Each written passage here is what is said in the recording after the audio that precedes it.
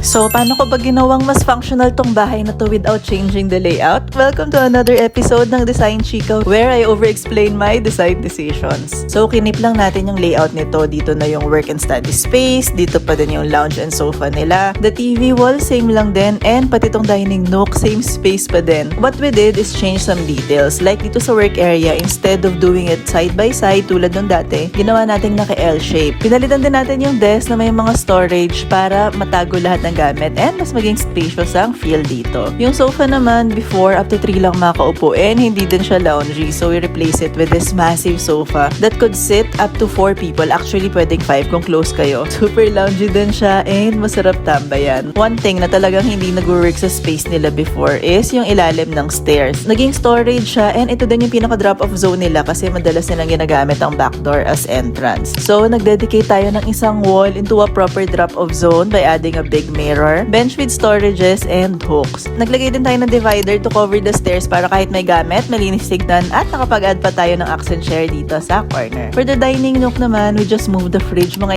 8 inches to the right and it made the dining area more spacious. Ginawa din nating mas functional yung kitchen by adding this long stainless counter as kitchen extension. We also got this big cabinet for additional storage, so almost all the function ng kitchen is andito lang sa iisang area. And one thing that really transformed the space is lighting. Before kasi parang dalawa lang yung lights nila dito kaya madilim. Kaya we added pin lights throughout the space para maging mas maaliwalas na ang bahay. So that's how we made this home more functional without changing the layout.